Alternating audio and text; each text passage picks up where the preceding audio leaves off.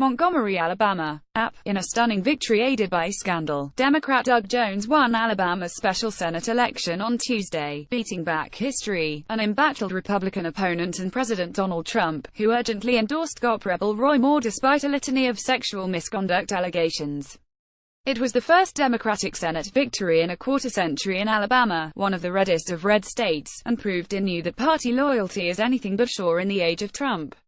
It was a major embarrassment for the president and a fresh wound for the nation's already divided Republican Party. The victory by Jones, a former U.S. attorney best known for prosecuting two Ku Klux Klansmen responsible for Birmingham's infamous 1963 church bombing, narrows the GOP advantage in the U.S. Senate to 5,149.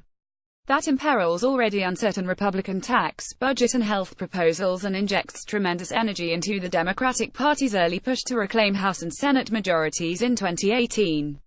Still, many Washington Republicans viewed the defeat of Moore as perhaps the best outcome for the party nationally despite the short-term sting. The fiery Christian conservatives' positions have alienated women, racial minorities, gays and Muslims, in addition to the multiple allegations that he was guilty of sexual misconduct with teens, one only 14, when he was in his 30s. A number of Republicans declined to support him, including Alabama's long-serving Sen. Richard Shelby. But Trump lent his name and the national GOP's resources to Moore's campaign in recent days. Had Moore won, the GOP would have been saddled with a colleague accused of sordid conduct as Republicans nationwide struggle with Trump's historically low popularity. Senate leaders had promised that Moore would have faced an immediate ethics investigation. Jones takes over the seat previously held by Attorney General Jeff Sessions.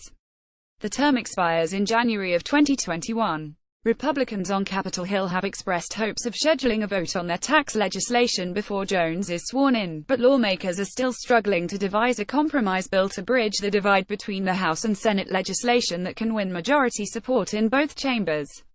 The Republican loss also gives Democrats a clearer path to a Senate majority in 2018, albeit a narrow one, in an election cycle where Democrats are far more optimistic about seizing control of the House of Representatives. Ultimately, Tuesday's contest came down to which side better motivated its supporters to vote.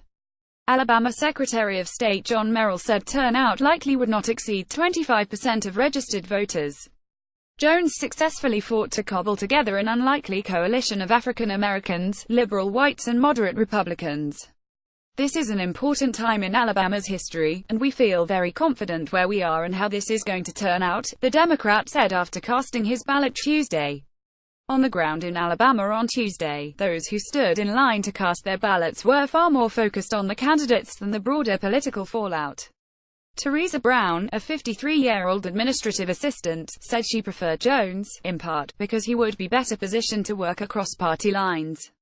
"We don't need a pedophile in there," Brown added. She was among more than 24 people queued up in the chilly morning air at Legion Field, a predominantly black precinct in Birmingham, to cast their ballots.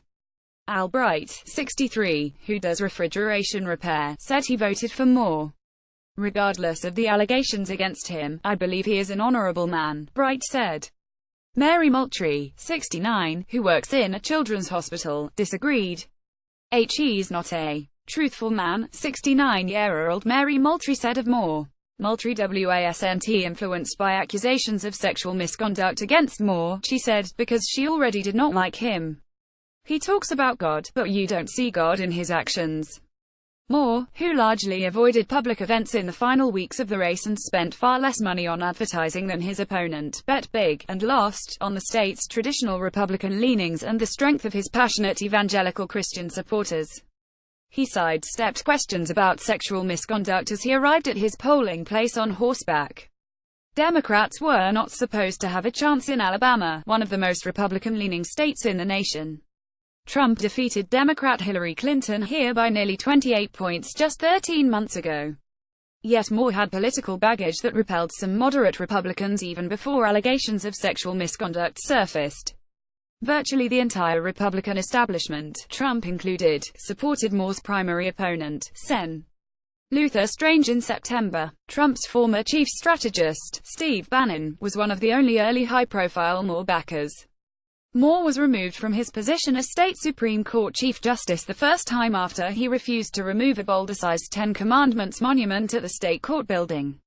The second time, he was permanently suspended for urging state probate judges to refuse marriage licenses to same-sex couples. In his final pitch before polls opened across the state, Jones called the choice a crossroads and asked that decency prevail. "We've had this history in the past, going down the road that has not been productive," Jones said. "We've lagged behind in industry. We've lagged behind in education. We've lagged behind in healthcare. It's time we take the road that's going to get us on the path to progress."